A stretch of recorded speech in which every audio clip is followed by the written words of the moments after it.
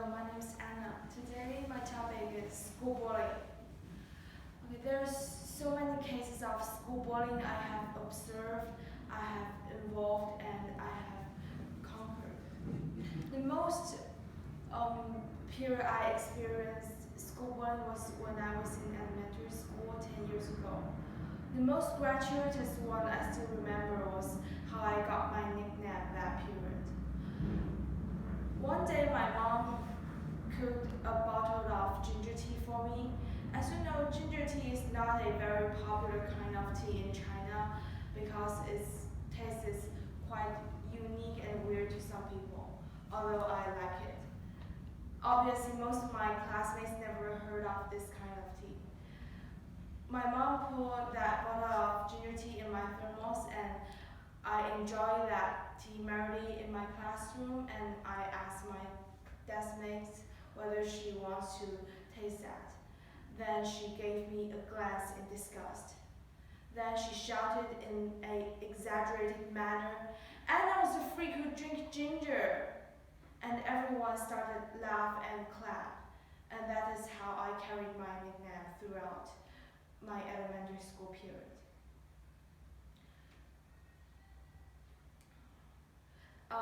I try to forget those unpleasant memories of my childhood, but then I suddenly realized that it is only to discover the problems and solve them the only way to conquer them and to help others who experience school bullying still. So, school bullying is an repeated and aggressive manner conducted by the bulliers, and there's a disparity of power involved between the bulliers and victims. So most of you may be curious about how can this kid become bulliers. In other words, what leads to criminal behaviors of kids.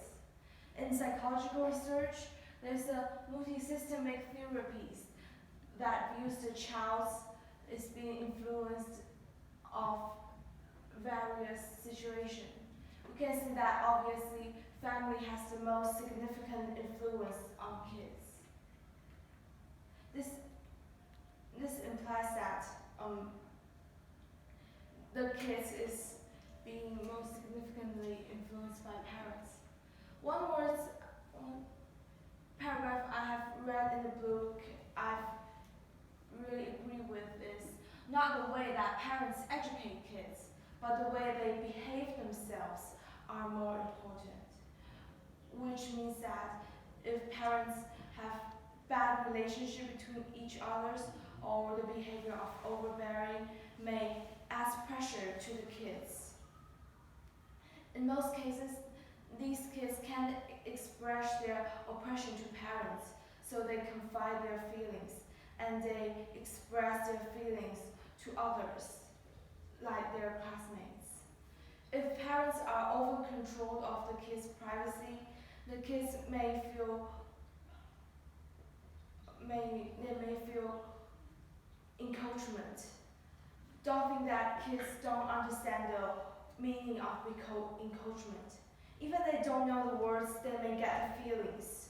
So they will try to encourage others to balance the unfair feelings in their mind.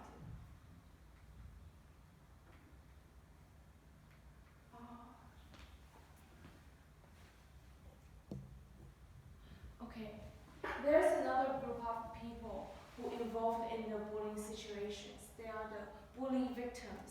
They're the people who used to experience this school bullying but became the bullies in the future. Okay, Ernie, can you give me a guess how many people in percentage is the bully victim in the bullying situation? Just guess the percentage of people. 20%? Okay. Actually, in psychological research in America, about 40% of people involved in school bullying are bully victims. There's a hypothesis called friendship protection hypothesis involved to explain the hidden reasons.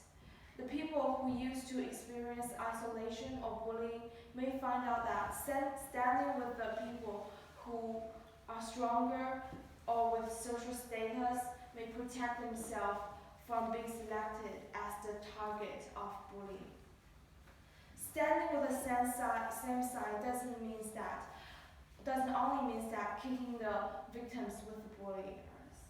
If you are the bystander who observed the situation but didn't initiate help, you are bullies too, because the conformity of the group and the group effect will make you become callous and become blind to conduct even behaviors without ignoring the behavior is vicious yourself. And the collective pressure of the group will make the victims feel more oppressed and much more hurt.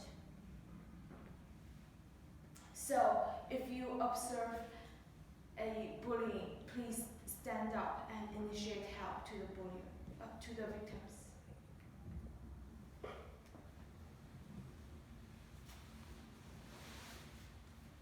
So, the most important question: how can we protect ourselves from being bullied, or how can we educate our kids away from being bullied?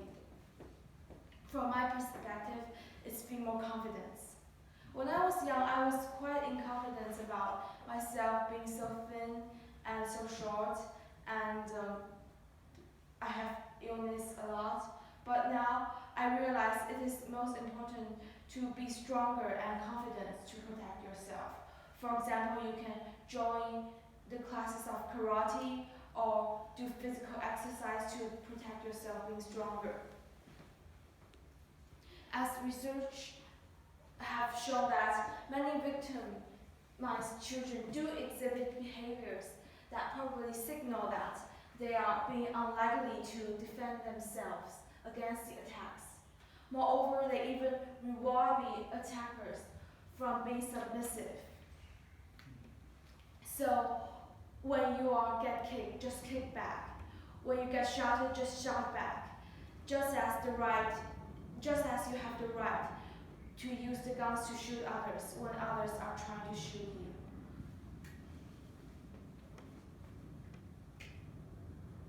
And the final, what should teachers do to prevent school bullying? From my perspective, it's important for the teachers to be more sensitive. Don't just observe cursory at the school bullying situation as they are just naive kids' joke. They are very serious cases. So the teachers, I recommend the teachers to stand in the same boat with the kids and take the bullying seriously. Finally, I want to quote what Meryl Streep said in the Oscar Awards. Disrespect invites disrespect. Violence incites violence. If the bullies didn't get punishment after bullying others, they might conduct the behavior and take the behavior throughout their life. This will create arrogant and overbearing manners. Moreover, they may disseminate the criminal behaviors to others. So, school bullying is not a kid's joke.